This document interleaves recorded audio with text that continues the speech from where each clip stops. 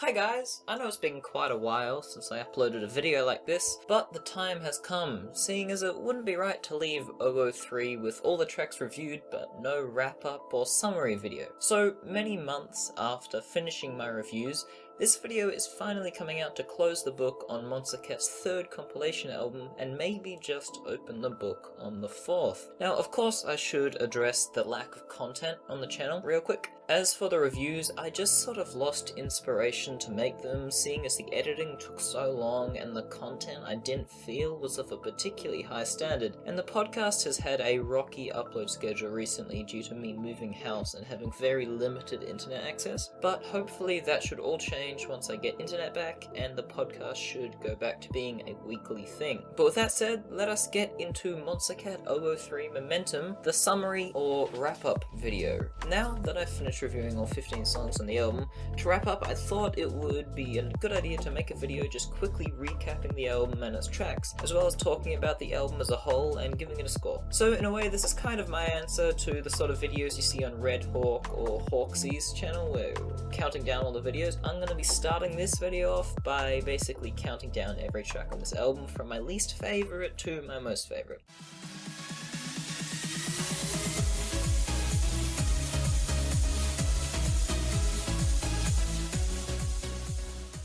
So coming in at number 15 and my least favourite song on Monstercat 003 is Limitless by Project 46, which I gave a 2 out of 10. And this, like almost all of Project 46's earlier music, is just a pitiful attempt at early house. It's boring, repetitive, uninspired, and it doesn't seem like it has a single drop of talent, personality, or originality put into it at all. Like I said, it took a while for Project 46 to get any good, and this was certainly not that point.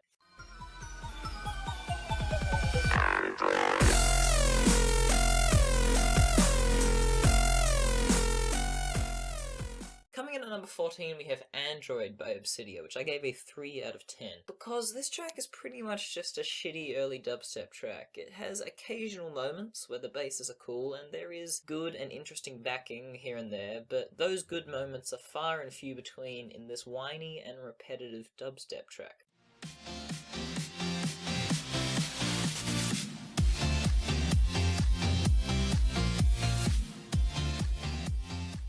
Coming in at number 13 we have the second track by Project 46, Slide, which I gave a 3 out of 10. And so Slide is the best track off the Limitless EP, but that really isn't saying much as that album was god awful and this song isn't that great either. There were some decent ideas going on here, like the surprisingly good electro house drop, but like I said in review, everything in the song lasts about 3 times too long than it should, and it's just an incredibly boring song where you get over everything surprisingly quickly.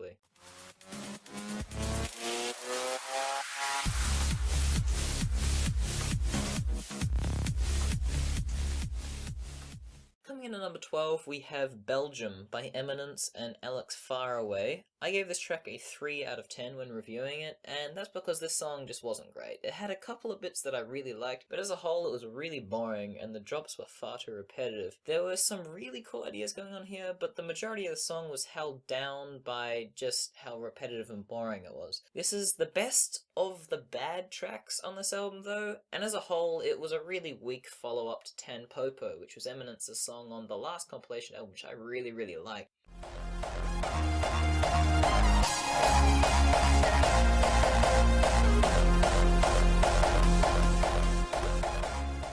Alright, coming in at number 11 we have The Technician, the Neilio remix, which it was originally produced by Matduke. I gave this a 4 out of 10. And so this is the highest I've rated a Neilio song yet, which in all honesty means very little, as I've actively hated every song of his up until this point. The segments of this track that are hardcore and not hardstyle, they're pretty decent, but the hardstyle segments are really bad, and altogether this just really isn't a great track.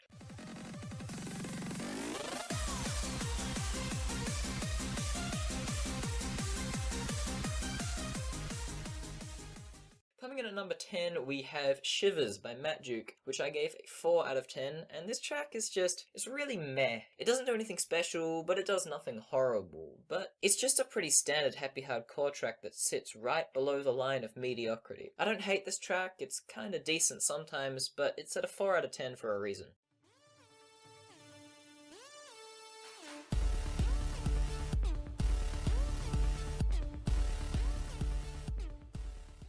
Coming in at number 9, we have Stockholm by Hellberg, which was also given a 4 out of 10. So this track surprises me by not being completely awful. It wasn't good by any margin, but it wasn't awful, which is about 10 times better than I expected it to be. It had some good parts, like the intro and the orchestral midsection, and the drop was kinda cool. And while for early Hellberg, this song is amazing, looking at it objectively, it's really not particularly good or special or outstanding in any way.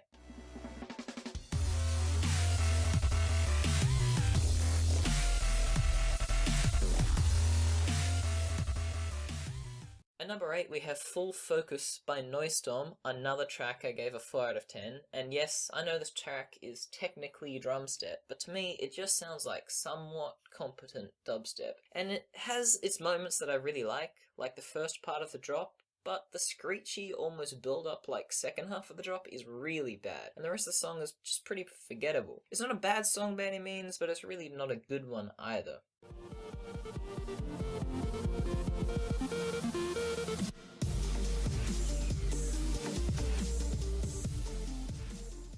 Coming in at number 7, we have Elements of Sanity by Arian, which again was given a 4 out of 10. This is the best of the below average tracks on this list, and just like the next song we'll be talking about, this is a genuinely awesome track with heaps of potential and awesome elements, but the track's poor and amateur mixing as well as production is holding it back from greatness, leaving the listener with a confusing and blurry mess of a song.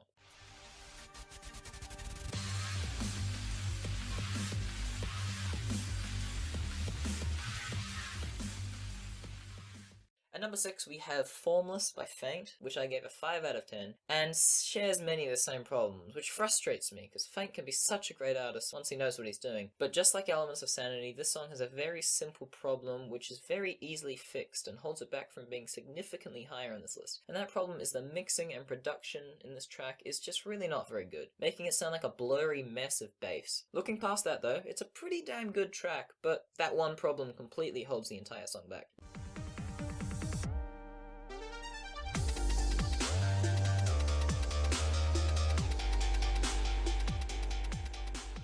Now, at number 5, we have Division by Affixa, which is at a 5 out of 10. So, in all honesty, this is probably my favourite song on the album, but that isn't because of its complexity or its compositional talent. I just really like the way it sounds, but unfortunately, when you look at the song critically, it's really not very good. Structurally, it's one of the worst tracks I've talked about yet, but it does have some of the most damn awesome sound design I've talked about yet. Unfortunately, as much as I love the song, I know that objectively speaking, it's really not very good, and it is the best of the mediocre songs that are on this album though.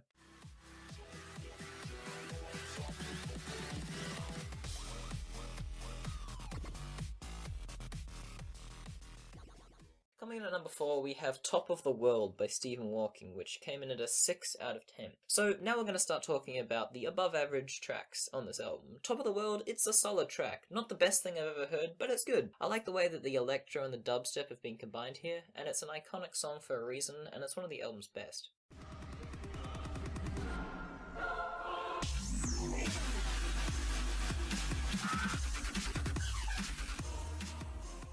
Coming in at number 3, we have Cloak and Dagger by Varian, which I gave a 7 out of 10. And oh boy, do I love this track. The combination of hard and surprisingly fast and complex dubstep, the badass orchestral score which this song nails, and a DMB second drop, and you really do have a recipe for a track that Mika is gonna love. And to add to that, it's one of the first tracks from my favourite Monstercat artist of all time, and you really do have one of my favourite songs of the album and of this series so far.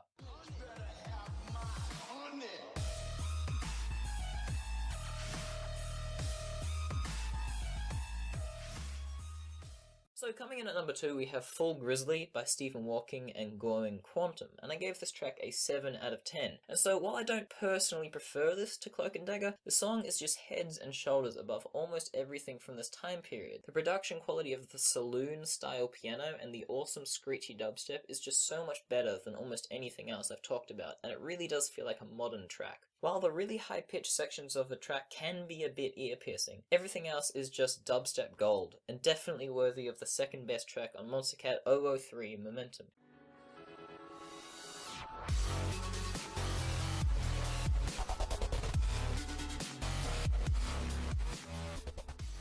Now coming in at number 1, we have Insomnia by Mr. Fiji, which I gave an 8 out of 10. I'm sure everybody saw this coming, considering how much I loved this track when reviewing it. The track is just the perfect mix of so many things. It's emotional and it's beautiful, it's fast, complex, unique. It has a beat that's just so much better than many of the other dubstep tracks we've talked about so far. And of course, it's the debut track from one of, if not Monstercat's most inventive artist, Mr. Fiji. I had just never heard anything like this song, and it's really cool as a time capsule that shows a very short-lived side of Fiji's music that I feel is really underappreciated. This song is just a perfect concoction of things I love, and looking at it critically only improves it, and that's why this is the best song on Momentum. So yeah, this was an interesting album with a few great artists that were signed, Mr. Fiji and Variant being the standouts. This album seemed to have a running theme of tracks that had a lot of potential but didn't quite get there. It shows that soon enough, as artists get more and more talented and more familiar with making electronic music, they will really be able to spread their wings and show us some cool stuff. The highlights of this album were Insomnia, Full Grizzly, and Cloak and Dagger. There were a couple of tracks that sort of let me down, like Belgium and Android, which I expected more of, and there were a couple of just really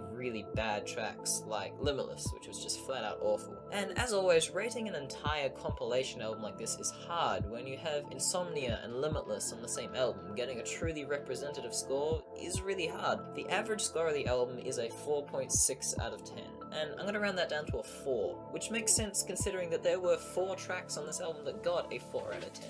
As a whole, especially when put against modern albums, this is a pretty below average compilation, considering it had 4 tracks that were 4 out of 10, it had another 3 that were lower than that, and it had another 3 that were 5 out of 10. As such, a 4 out of 10 is the score that I'm happy to give this album. So yeah, let me know down in the comments how you felt about this album, where you would rank all the tracks and why. Also, if you have any feedback or just anything interesting to say, put it down there too. Communication and discussion between viewer and creator is what this channel is all about for me. As always, thanks for watching, and I will see you when I do.